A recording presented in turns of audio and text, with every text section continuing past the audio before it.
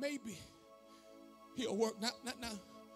This word work means creative activity. Oh, no.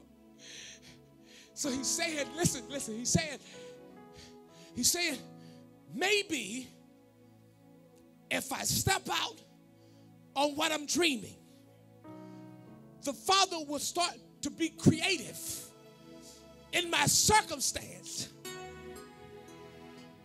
And his creative anointing will create a miracle to make my maybe a surety.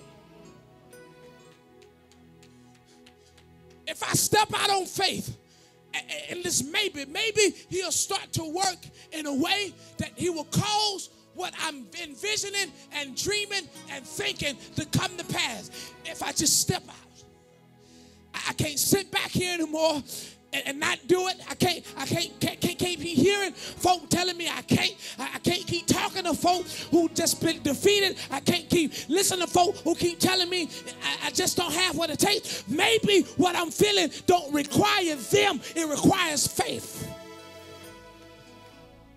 Watch this. I ain't closing yet, so I'm giving no closing song. Watch this. Watch. He says, listen. He says, listen. And Jonathan said to the young man, he said, look, the bear his arm. He said, come and let us go over to the garrison. He said, maybe that the Father will work for us. Listen to his vocabulary. He said, there is no restraint in him. Somebody say no restraint. There is no restraint. He has a capacity to do whatever he wants to because he's Yahweh. The good thing about this is that the person that decides if my maybe comes to pass or not is someone who has the ability to choose for it to do so. And there are no restraints. So I know it sounds crazy, out of the box, ridiculous. I know it sounds impossible and foolish and dumb and stupid to you. However, I know in him there are no restraints. So therefore, if he wants to stamp his approval on what I feel in my maybe, that is his choice. It doesn't, oh, y'all ain't hearing me. It doesn't matter what you say. It don't matter what they say. Only thing that matters to me right now when I step out is what he says.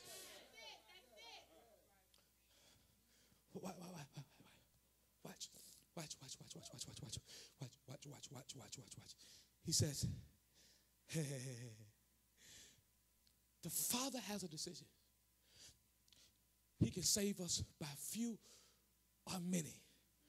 He transitions here in encouragement, because he knows what he is telling his armor bearer is an impossible thing. Y'all feeling me? He knows what he's sharing with his armor bearer right now is something his armor bearer has never heard or seen before. And so he says to his armor bearer, he said, listen to what I'm telling you. The Father makes a decision whether he wants to use a whole lot of folk. I know if I go to my daddy, he'll probably give us 3,000 men. And I know it's only a few hundred of us. But it doesn't matter how many folk you have. What matters is if he approves it or not. It don't matter if the bank approves you or the grant approves you. What matters is he approves you. Because you can get the money and still not get the victory. You can get the people and still fail. Oh, y'all ain't hearing me. What matters is if you get his favor, because if you get his favor, you will get the victory. Watch the. And so the armor bearer, in his encouragement, watch what he says. And his armor bearer says, unto him, do all that's in your heart. Right here, I'm about to mess you up. This is my part right here. I love this part right here. He says to him, he says, do. This word do is the same word for the word work. Maybe Yahweh will work for us. So the armor bearer gets the revelation. The armor bearer gets the revelation. Okay. The armor bearer gets the revelation. Okay. The armor bearer gets the revelation. the armor bearer gets the revelation. Y'all ain't got it yet. The armor bearer gets the revelation. The bearer of his arms gets the revelation. Okay, all right. The armor bearer gets the revelation. I said the armor bearer gets the revelation. The armor bearer gets the revelation. Okay, the armor bearer, the bearer of arms gets the revelation. He needs his armor bearer to get the victory, and his armor bearer gets the revelation. So now he reverberates what he said to him earlier. He said, do. Somebody shout, do.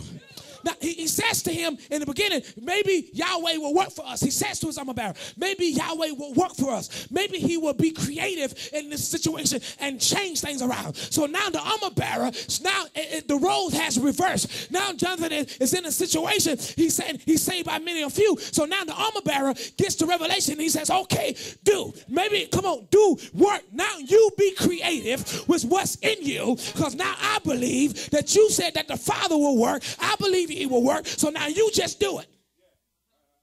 We ain't got to talk no more. Just do what's in your heart. The problem is that we surround ourselves with pallbearers instead of armor bearers. See, pallbearers carry dead stuff. Armor bearers carry weight and carry life. See, your problem is you got too many pallbearers in your life and you ain't dead yet. And you got too many pallbearers carrying your vision, carrying your dreams, carrying your inspirations, carrying your desires, and they carrying them right to the grave to be dirt put on them. They carrying your stuff right in the ground. They shouting with you and dancing with you and laughing with you and screaming with you. But the truth of the matter is, everything you got, they taking it to the grave. And you can't understand why you feel like you're dying. The reason why you feel like you're dying, because you got pallbearers on your side rather than armor bearers.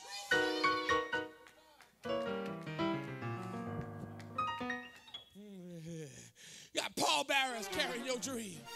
The folk that's dead, dry folk around you. And every time you try to get life, all they see is deadness.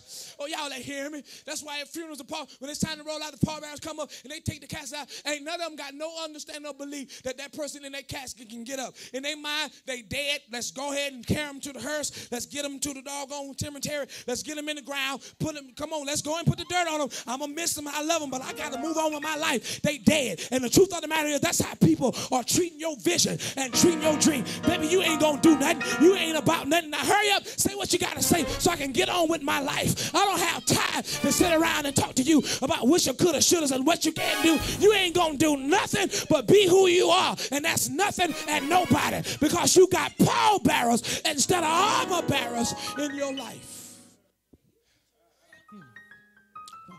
Watch this, watch this. Let me read this to you. This was so good, I had to write it down. Because if I didn't write it down, I was afraid I wasn't going to be able to say it the same way I said it. So this was so good, I had to write this down for you. And y'all know I don't too much write stuff. So watch this. Listen. You will be able to go as high or accomplish as much as the people around you have the capacity to bear the weight of your transitions. You will only to be able to go as far as the people around you who have the capacity to carry what you got in you. If you don't have folk in your life that can handle or carry your dream, you ain't going nowhere, baby. You can only go as high on the ladder as somebody is willing to hold it. If you don't got nobody to hold that ladder the way it need to be held, you ain't gonna go that high. Why? Because you don't feel that secure in the height that you're going, because nobody is holding the ladder. So you gotta have people in your life that's willing to hold your ladder. You gotta have folk in your life that's willing to carry your weight. Don't carry my Bible. Don't carry my rag. Don't open no doors for me. Take up some of this weight of the vision that I got. Take up some of this weight of my dreams that I got. If you want to carry something, help me make effect in the world. Be everything that I see it to be. I don't care nothing about no glass of water and you washing my feet. What I care about is the vision coming to pass. Can you carry it? Look at your neighbor and say, can you carry the weight of A.R. Fleming's vision?